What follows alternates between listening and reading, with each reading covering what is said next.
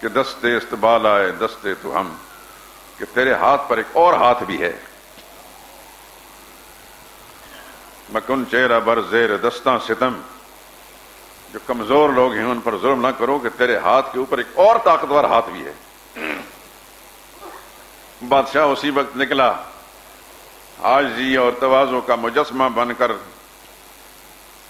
قلعے کے دروازے پر پہنچ کر جا کر اندر پیغام بھیجتا ہے کہ شیخ احمد سے کہیں کہ بادشاہ معافی مانگنے آیا ہے. اللہ یوں کرتے ہیں، وہ جو چاہیں کریں. اللہ اکبر. اس کی انگنت مثالیں میرے دوستوں. اس موضوع پر نکل جاؤں گا، اصل موضوع سے نکل دور ہو جاؤں گا.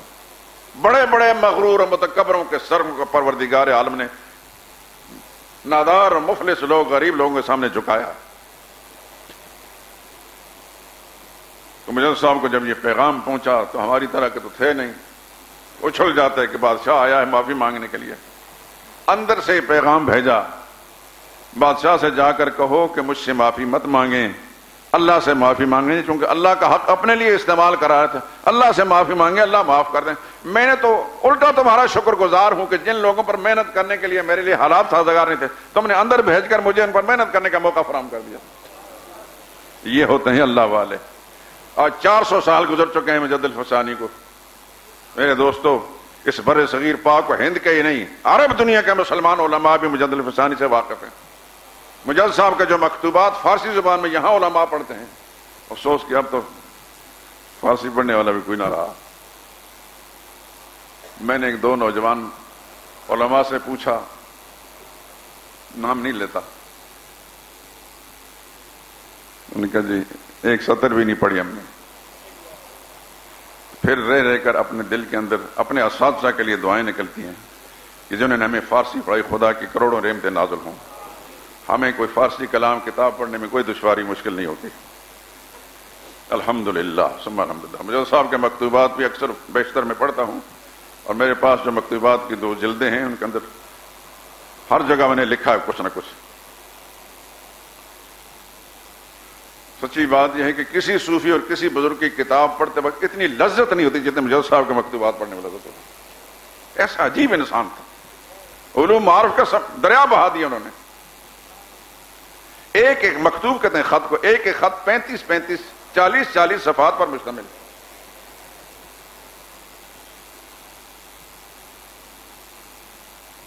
ان کے مکتوبات کو عرب دنیا میں علماء نے عربی زبان میں ٹرانسلیٹ کر کے تبدیل کر کے عرب میں پھیلایا. کتنا قیمتی انسان. بات عرض کر رہا تھا ان بزرگوں کو تذکرہ کرنے میں کہ پروردگار عالم ان لوگوں کو مٹنے نہیں دیتا.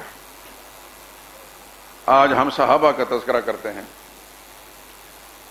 آپ میں سے مجھے تو کم از کم اپنا سلسلہ نسب ایسا معلوم نہیں کہ کسی صحابی کے ساتھ جڑتا ہو. مجھے آباء و اجداد نے بھی نہیں بتایا، کسی کتاب میں بھی نہیں پڑھا. آپ کو ہو سکتا ہے کہ معلوم ہو کہ ہمارا سلسلہ فلاں صحابی کے ساتھ ملتا ہے، لیکن اس کے لیے صحیح سند چاہیے. لیکن کیا یہ بات غلط ہے کہ جو بات میں کر رہا ہوں صحابہ اکرام کے بارے میں، آپ کے دل میں ان کی عظمت اور محبت نہیں پیدا ہوتی؟ یقیناً ہوتی ہے. میں سمجھتا وہ دل ایمان سے خالی ہے جس کے دل میں نبی کے ساتھیوں کی محبت نہیں. جس شخص کے دل میں نبی کی سچی محبت ہے، رب کعبہ کی قسم جس کی سچی کتاب قرآن میرے سامنے ہے، اس کے دل میں پوری کی پوری محبت صحابہ اکرام کی موجود ہے. ہر انسان اپنے آپ کو ٹٹولے. صحابہ کے بارے میں اگر بدگمان کسی ایک صحابی کے بارے میں، ایمان اس کا مشکوک ہے. اللہ کے نبی نے 1500 سال پہلے فرمایا تھا، من احبہم فبحبی احبہم، جو ان سے پیار کرے گا وہ میرے پیار کی وجہ سے ان سے پیار کرے گا. یعنی اس کو مجھ سے پیار ہے اس لیے میرے ساتھیوں کے ساتھ پیار ہے، اور جو ان سے بغض رکھے گا اس کو مجھ سے بغض ہے. تو سوچئے، جو صحابہ سے بغض رکھنے والا ہے، حضور نے فرمایا وہ مجھ سے دشمنی کرنے والا ہے، تو رسول اللہ کے ساتھ دشمنی کرنے والا پھر اس کا ایمان سے اسلام سے تعلق رہتا ہے.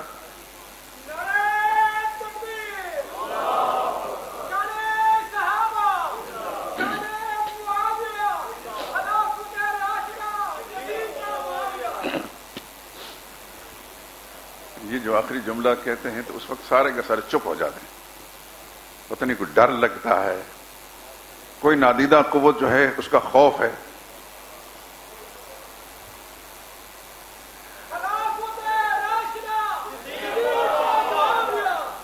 اونچی آواز سے صدیق تا معاویہ.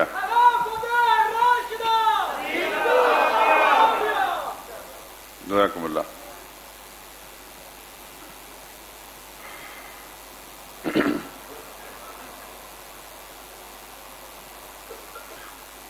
یہ آیت جو میں نے پڑھی ہے سورہ مجادلہ کی آخری آیت ہے. ترجمہ آپ نے سنا ہے، میں دہرا دیتا ہوں تاکہ بات سمجھانے میں آسانی رہے. لا تجد قوما یؤمنون باللہ والیوم الآخر، جو لوگ اللہ پر اور ایمان کے آخرت پر ایمان رکھتے ہیں تم ان کو نہ پاؤ گے. یوادون من حاد اللہ ورسولہ، کہ اللہ اس کے رسول کے دشمنوں کے ساتھ دوستی کرتے ہوئے نہ پاؤ گے. یہ معیار بیان کیا اللہ نے. جو اللہ سے پیار کرنے والا، نبی سے پیار کرنے والا، اللہ کے دشمنوں کے ساتھ پیار نہیں کرے گا. وَلَوْ كَانُوا آبَاءَهُمْ، چاہے وہ اللہ کے دشمن ان کے باپ کیوں نہ ہوں. وہ اللہ کا اور رسول کا دشمن اس کا باپ ہوگا تو مومن کم از کم نبی پر ایمان رکھنے والا اپنے باپ سے بھی پیار نہیں کرے گا، کیونکہ اللہ کا دشمن اللہ کے رسول کا دشمن ہے. او ابناءہم، چاہے ان کے بیٹے ہی ہوں، او اخوانہم، چاہے ان کے بھائی ہی ہوں، او عشیرتہم، یا ان کے خاندان کے لوگ ہوں، ان کے ساتھ دوستی نہیں کریں گے.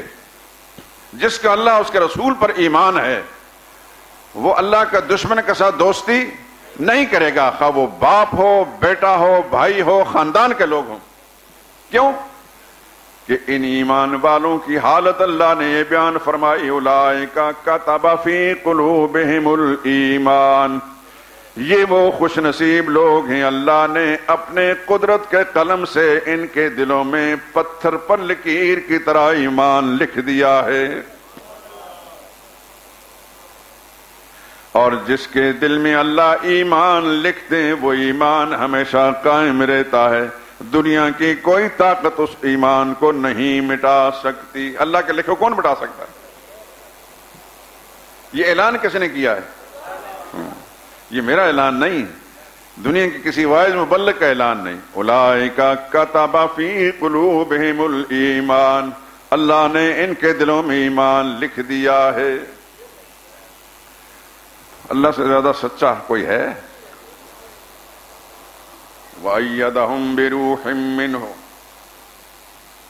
یہ جو پیچھے فرمایا نا کہ اللہ کے دشمنوں سے دوستی نہیں کریں گے، چاہے وہ باپ ہوں، بیٹے ہوں، بھائی ہوں، خاندان کے لوگ ہوں، پکے ایمان والے ان سے دوستی نہیں رکھتے. آئیں اس کی مثال میں نبی کی اس پاکیزہ جماعت سے دوں. بدر کا معرکہ ہے،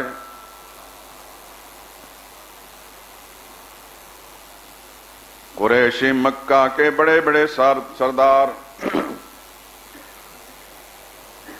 اور کبر کے پیکر، ابو جہل کی پارٹی، بڑے بڑے جنگجو اور بہادر دلیر لوگوں کو اس زمانے کے اسلحے کے ساتھ، ہتھیاروں کے ساتھ لیس کر کے آئے ہیں بدر کے میدان میں.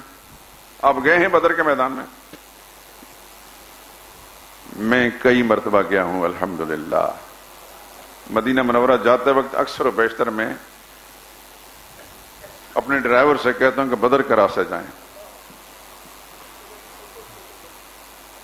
اور مسجد عریش جو حضور صلی اللہ علیہ وسلم نے خیمہ لگایا تھا بدر کے مارکے میں، اب وہاں مسجد بنی ہوئی ہے، مسجد عریش. وہاں باقاعدہ نماز بھی پڑھتے ہیں رک کر ظہر کی، اور پھر نکل کر بدر کے میدان کا وہ جو مارکہ ہے، وہ اگرچہ دیوار بنی، وہاں ضرور جاتا ہوں میں. اور ایک بڑا کتبہ لکھا ہوا ہے 14 صحابہ اکرام جو شہید ہوئے. ان صحابہ اکرام کے نام میں اپنے موبائل میں محفوظ کر کے لایا. ایک قلبی لگاؤ ہے اللہ تعالیٰ سب کو نصیب فرمائے۔ مشرکین مکہ کا ایک سرغنہ، بڑا جنگجو اور بڑا طاقتور پہلوان، اس کا نام عتبہ تھا۔ وہ میدان میں نکلا۔ اس زمانے کی جنگوں کا طریقہ یہ ہوتا تھا، اب تو طریقہ ہی بدل گئے ہیں۔ اس زمانے کی جنگوں کے طریقہ دو آمنے سامنے جب فوجیں ہوتی تھیں تو ایک دلیر بہادر بڑا ماہر تلوار مارنے والا وہ نکلتا تھا، اعلان کرتا تھا حل میں مبارزن، ہے کوئی ماں کا لال میرے سامنے آیا۔ عتبہ نے حل میں مبارزن کا اعلان کر کے سامنے آیا۔ اب سب دنیا دیکھ رہی ہے نبی کی فوج میں سے کون نکلتا ہے۔ سبحان اللہ، حضرت ابو حذیفہ رضی اللہ تعالیٰ جو عتبہ کا بیٹا تھا وہ باہر نکلتا ہے۔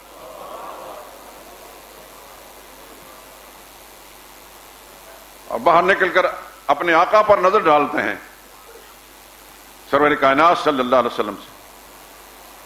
یہ نہیں کہ حضور نے فرمایا تھا کہ تم جاؤ، بلکہ خود نکلے ہیں اور رسول اللہ صلی اللہ علیہ وسلم مڑ کر دیکھتے ہیں کہ یا رسول اللہ صلی اللہ علیہ وسلم مجھے اجازت؟ تو حضور نے فرمایا بیٹا تم واپس چلے جاؤ۔ یہ نہیں وجہ تھی کہ ان کا مقابلہ نہیں کر سکتے تھے، رسول اللہ صلی اللہ علیہ وسلم کے سامنے یہ فراست تھی، نبی کی فراست پہ قربان جائیں کہ آج میں ابو حذیفہ کو اجازت دیتا ہوں، چاہے وہ شہید ہو جائے یا باپ کو قتل کر دے، دونوں صورتوں میں کامیابی ہے، لیکن دنیا کفر کو یہ زہریلا پروپیگنڈا کرنے کا موقع مل جائے گا کہ مسلمانوں کا نبی تو وہ آدمی ہے کہ جس نے تمام اخلاقی قدریں پامال کر دیں، آپ بیٹے کو حکم دیتے ہیں کہ باپ کو قتل کریں۔ پھر دوسرے صحابی کو بھیجا، اس نے اس کا کام تمام کر دیا۔ میں یہ قصہ صرف اس لیے سنا رہا ہوں کہ حضرت ابو حذیفہ کو اپنا باپ اچھا نہیں لگتا تھا۔ آپ جانتے ہیں باپ بیٹے کا رشتہ کیا ہوتا ہے، کتنا پیار ہوتا ہے باہم، لیکن آج ابو حذیفہ ان کی نظر میں اللہ اس کے رسول کی محبت کے مقابلے میں ساری دنیا قربان ہو گئی تھی۔ اپنے باپ کو بھی تہے تہے کرنا اپنے زندگی کا مقصد سمجھتا تھا۔ کیوں نہ پروردگار عالم ان کے ناموں کو زندہ و جاوید رکھیں۔ عتبہ کا نام آپ سنتے ہیں، نفرت کے جذبات دل میں پیدا ہوتے ہیں، اور ابو حذیفہ رضی اللہ تعالیٰ نام سنتے ہیں تو محبت کے جذبات ابلتے ہیں۔ اسی عتبہ کے بیٹے تھے یہ۔ حضرت خالد کا نام آتا ہے جب آپ کا سامنے، خالد بن ولید، روئے زمین کے مسلمان جو ہیں خوشی سے اچھل جاتے ہیں، اسلام کی تلوار، لیکن ان کا باپ ولید وہ بہت بڑا مشرک اور کافر تھا۔ اس کو کہتے ہیں یخرج الحی من المیت، پروردگار عالم جو زندے کو مردے سے نکالتا ہے۔ باپ کافر ہے، بیٹا ہے بہت بڑا مجاہد، اسلام کا سپہ سالار ہے۔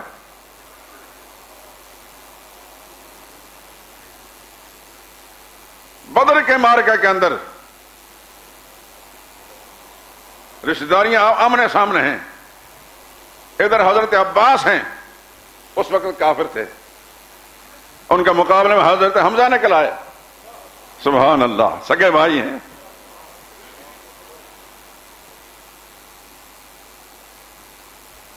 ایک طرف عاص بن ہشام ہے جو فاروق اعظم کا ماموں ہے، اور حضرت فاروق اعظم نکلتے ہیں اور اپنے تلوار سے اپنے ماموں کی گردن اڑا کر رکھ دیتے ہیں۔ ایک طرف ابو عبیدہ ہیں رضی اللہ تعالیٰ عنہ، مقابلے میں ان کا والد جراح ہے ابو عبیدہ رضی اللہ تعالیٰ عنہ، میدان کے اندر گھوم رہے ہیں، اللہ اس کے رسول کی ایک طرف وہ جذبات بھی ہیں کہ میرے سامنے میرا باپ ہے، لیکن آخر یہ فیصلہ کیا کہ ایمان بچانا ہے تو پھر باپ کو نہیں بچانا، جنہوں نے اپنے تلوار سے جراح کا سر قلم کر کے رکھ دیا۔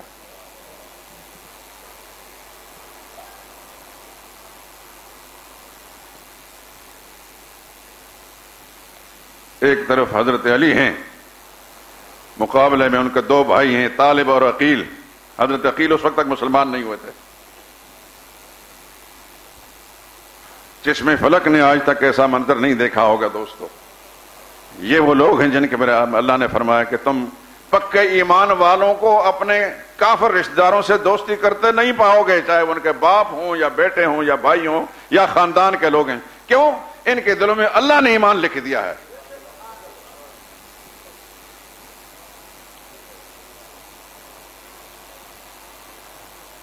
حضرت مصعب بن عمیر ہیں رضی اللہ تعالیٰ، بارہا ان کا تذکرہ سن. مقابلے میں ان کا بھائی عبید بن عمیر، انہوں نے اللہ کے حکم سے اپنی تلوار سے اپنے بھائی کا سر قلم کر کے رکھ دیا.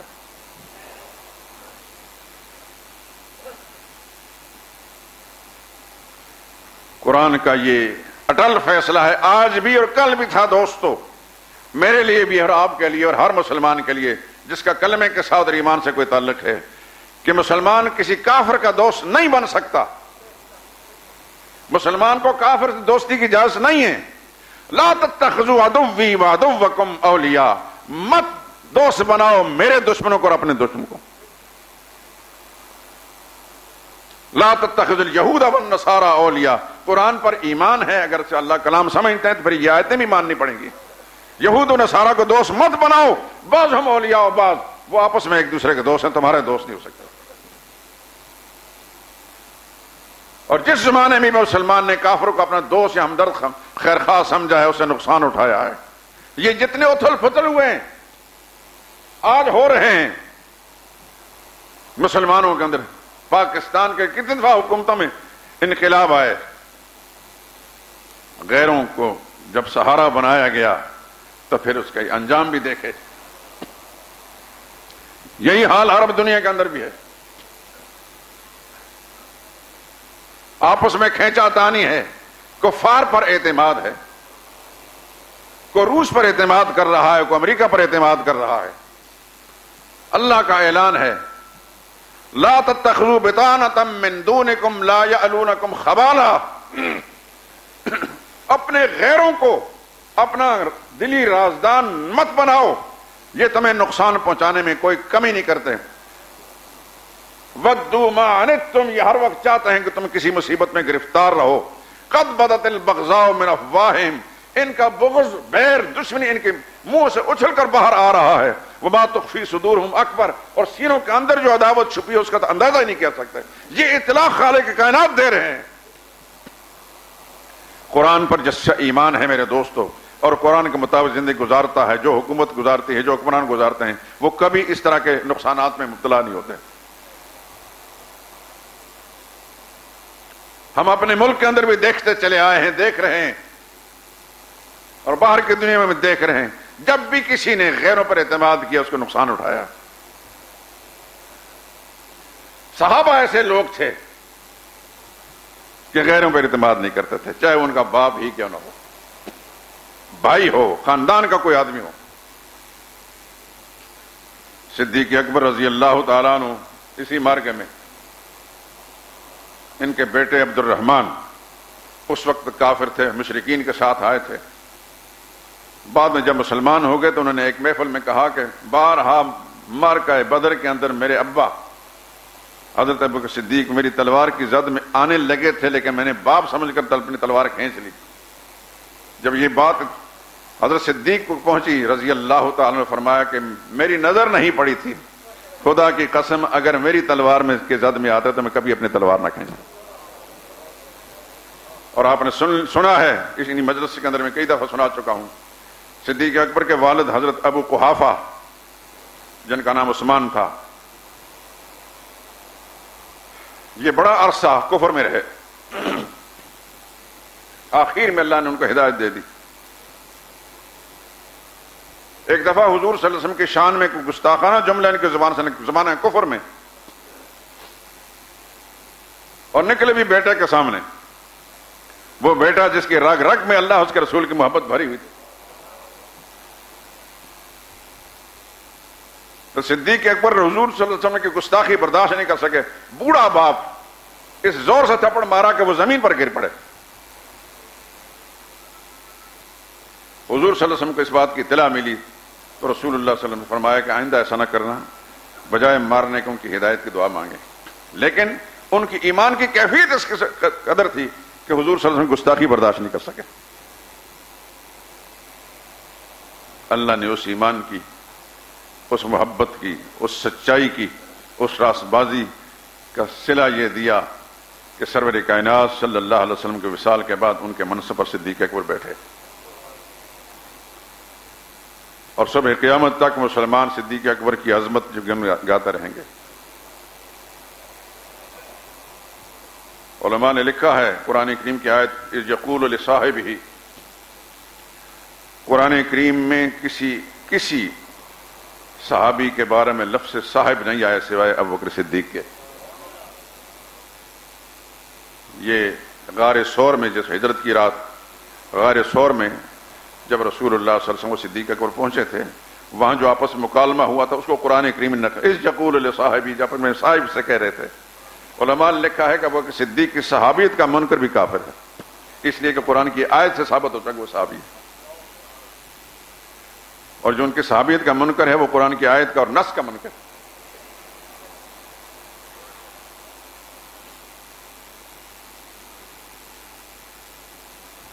کیا لوگ تھے یہ! آج ہمیں ذرا سی دینی کسی ضرورت کے لیے کہا جائے کہ فلاں جگہ جانا ہے تو ہزار فکر دامنگیر ہوں گے، فلاں مجبوری ہے، فلاں مجبوری ہے، فلاں مجبوری ہے، بچوں کی دیکھ بھال کرنے والا کوئی نہیں، فلاں کام کرنے والا کوئی نہیں۔ ہجرت کے موقع پر صدیق اکبر نے کیا کام کیا تھا؟ گھر میں بوڑھا باپ ہے اور وہ مسلمان نہیں ہوا، بیٹا ہے عبداللہ عبد الرحمان، وہ بھی کافر ہے، دو بیٹیاں مسلمان ہوئی ہیں، حضرت اسماء اور حضرت عائشہ صدیقہ رضی اللہ تعالی عنہا، اور صدیق اکبر کی اہلیہ یہ مسلمان ہیں، باقی گھرانہ کافر ہے۔ اور مکہ کے شہر کے لوگ جس طرح رسول اللہ صلی اللہ علیہ وسلم کے خون کے پیاسا ہیں، اسی طریقے سے صدیق اکبر کے گھرانے کے بھی اور ان کے دشمن ہیں، لیکن حضور صلی اللہ علیہ وسلم کے ساتھ ہجرت کرتے وقت انہوں نے بالکل خیال نہیں کیا کہ جوان بیٹیاں میرے گھر کے اندر موجود ہیں، سارا مکہ شہر دشمن ہے میرا، کوئی پہرے دار نہیں، چوکیدار نہیں، جوان لڑکیوں کی عزت کا رکھوالا کوئی نہیں، خدا نہ خواستہ یہ میرے دشمن جو ہیں ان کو نقصان نہ پہنچائیں۔ اس شخص کی ایمان کی حالت دیکھیں میرے دوستو، سب کچھ اللہ اس کے رسول کی محبت پر قربان کر کے چلے جاتے ہیں۔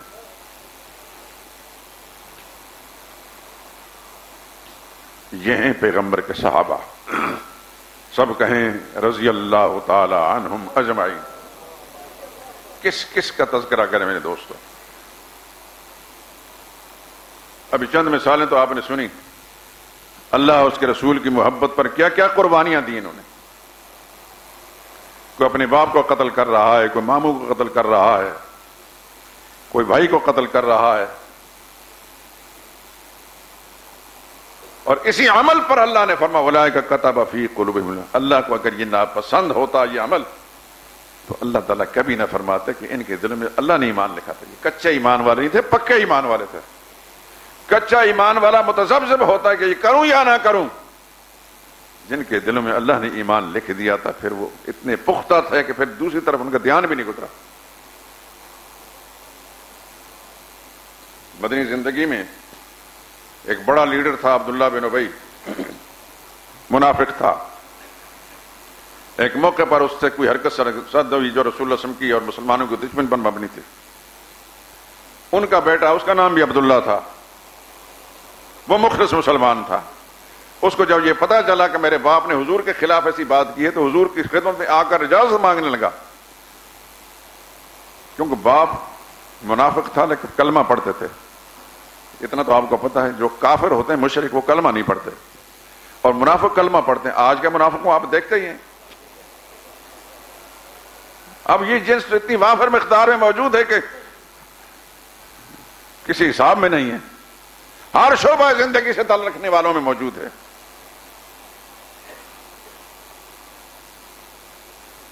کلمہ پڑھتا تھا لیکن اندر سے دشمن تھا، سازشیں کرتا تھا حضور کے خلاف۔ بیٹے کو جب پتہ چلا تو حضور کی خدمت میں آ کر اجازت لیتا ہے عبداللہ بن ابی، یا رسول اللہ مجھے اجازت دیں کہ میرا باپ آپ کے خلاف، مسلمانوں کے خلاف سازشوں میں مصروف ہے، اس کا کام تمام کر دوں تاکہ اس فتنہ سے جان چھوٹ جائے۔ رسول اللہ نے اجازت نہیں دی اس کو، اور اسی بنا پر کہ دنیا والے تو اس کو مسلمان سمجھتے ہیں، کلمہ تو پڑھ رہا ہے، لوگ کہیں گے محمد اب اپنے ساتھیوں کو قتل کرا رہا ہے، اور رسول اللہ صلی اللہ علیہ وسلم کی بلند اخلاقی اور آپ کی فراست پہ قربان جائیے کہ وہی عبداللہ بن ابی منافق جب مرتا ہے تو ان کا بیٹا اطلاع دیتا ہے، حضور صلی اللہ علیہ وسلم نے فرمایا کہ میں جنازہ پڑھنے آؤں گا، صرف کلمے کی بنا پر، کلمے کی بنا پر، حالانکہ حضور کو پتا تھا کہ یہ دشمن ہے اسلام کا، لیکن کلمے کا لحاظ رکھتے رسول اللہ صلی اللہ علیہ وسلم اس کی جنازہ پڑھنے گے۔ سب صحابہ اکرام بھی جنازے میں کھڑے ہیں۔ آج تو ہم لوگ جنازہ پڑھاتے ہیں، ہماری طرح، ہم جیسے گناہگار ہمارے طرح پیچھے لوگ بھی ایسے ہی ہوتے ہیں بالعموم۔ تو کیا جنازہ تھا وہ، جہاں امام الانبیاء کھڑے ہیں پڑھانے کے لیے، اور پیچھے ایک ایک صحابی جو ساری دنیا کا اولیاء اللہ کا سردار ہے۔ اس موقع پر فاروق اعظم نے مزاحمت کی، عرض کیا یا رسول اللہ یہ دشمن تھا آپ کا، یہ مسلمانوں کا دشمن، اسلام کا دشمن، فلاں فلاں فلاں فلاں موقع پر ایسے ہی حرکت کی۔ رسول اللہ نے فرمایا صلی اللہ علیہ وسلم، فرمایا میں جانتا ہوں سب کچھ، لیکن ابھی میرے اللہ نے مجھے منع نہیں کیا۔ چنانچہ فاروق اعظم بھی نبی کے حکم کے سامنے گردن جھکا کر صف میں کھڑے ہو گئے۔ جنازہ پڑھایا رسول اللہ نے، اور اس کے بعد پھر اللہ کا حکم نازل ہو گیا۔ پہلے کیوں نازل نہیں ہوا؟ اس حکمت کو میں اور آپ یہ دنیا کے لوگ نہیں سمجھ سکتے، یہ اللہ تعالیٰ کی حکمت ہے۔ اس کی وجہ جو علماء نے بیان کی وہ یہ ہے کہ اس زمانے میں منافقین اور دوسرے لوگ انتظار میں تھے کہ یہ شخص جو صبح شام نبی کا مخالف ہے، ہر جگہ سازشیں کرتا ہے، آج نبی اس کے ساتھ کیا سلوک کرتے ہیں؟ رسول اللہ صلی اللہ علیہ وسلم کا یہ حسن سلوک دیکھ کر تقریباً 4000 لوگ مسلمان ہوئے، حضور کے اس اخلاق سے متاثر ہو کر ان کو ایمان نصیب ہو گیا اس جنازہ پڑھانے سے۔ پھر آیتیں نازل ہوگی وَلَا تُصَلِّ عَلَىٰ أَحَدٍ مِّنْهُم مَّاتَ وَلَا تَقُمْ عَلَىٰ قَبْرِهِ، ان منافقوں میں سے جو مر جائے نہ تو ان کی جنازہ پڑھیں، وَلَا تَقُمْ عَلَىٰ قَبْرِهِ، نہ کسی قبر پر کھڑے ہو کر اس کے لیے دعا مانگیں۔ اس کے بعد کسی منافق کا جنازہ نہیں پڑھایا گیا، اللہ کا قطعی حکم نازل ہو گیا۔ ایک طرف پیغمبر کا سلوک ہے صلی اللہ علیہ وسلم، دوسرے منافقین اور کفار کے ریشہ دوانیاں ہیں، لیکن میرے دوستو صحابہ اکرام کا طرز عمل دیکھیں کہ عبداللہ بن ابی کا بیٹا مخلص صحابی ہے، باپ اس کا کلمہ گو ہے۔ ایک کلمہ گو ہوتا ہے، کلمہ ماننے والا ہوتا ہے۔ اس زمانے کلمہ گو بہت سے ہیں، ماننے والے کوئی ہیں، دعا کریں اللہ مجھے اور آپ کو کلمہ ماننے والا بنا دے۔ میں کہا کرتا ہوں کہ کلمہ ماننے سے مسلمان ہوتا ہے، کلمہ گوئی سے مسلمان نہیں ہوتا۔ ہمارے استاد مولانا ادریس صاحب رحمۃ اللہ تعالی فرماتے تھے کہ ہندوستان کا جو گاندھی ہے بڑا لیڈر تھا، وہ عام مسلمانوں سے زیادہ خوبصورت طریقے سے واضح بڑے فصاحت بلاغت کے ساتھ کلمہ پڑھا کرتا تھا۔ تو وہ کلمہ پڑھنے سے تو مسلمان نہیں ہو گیا، کلمہ گوئی سے مسلمان نہیں ہوتا، کلمہ ماننے سے مسلمان ہوتا ہے۔ اور کلمے کے اندر جو حقیقت ہے لا الہ الا اللہ، اللہ کے سوا کوئی اور الہ نہیں، حاجت روا مشکل کشا نہیں، پکارے سننے والا نہیں، مرادیں پوری کرنے والا نہیں، محمد رسول اللہ، حضرت محمد مصطفیٰ اللہ کے رسول ہیں، انہی کے نقش قدم پر چل کر کامیابی حاصل ہوتی ہے، اس سے خلاف کر کے کبھی کسی کو کامیابی نہیں ملی۔ جب تک اس حقیقت کو دل میں نہ اتارے گا کلمہ ماننے والا نہیں بن سکتا، اور کلمہ ماننے سے مسلمان ہوتا ہے، کلمہ گوئی سے مسلمان نہیں ہوتا۔ سبحانک اللہم و بحمدک لا الہ الا انت۔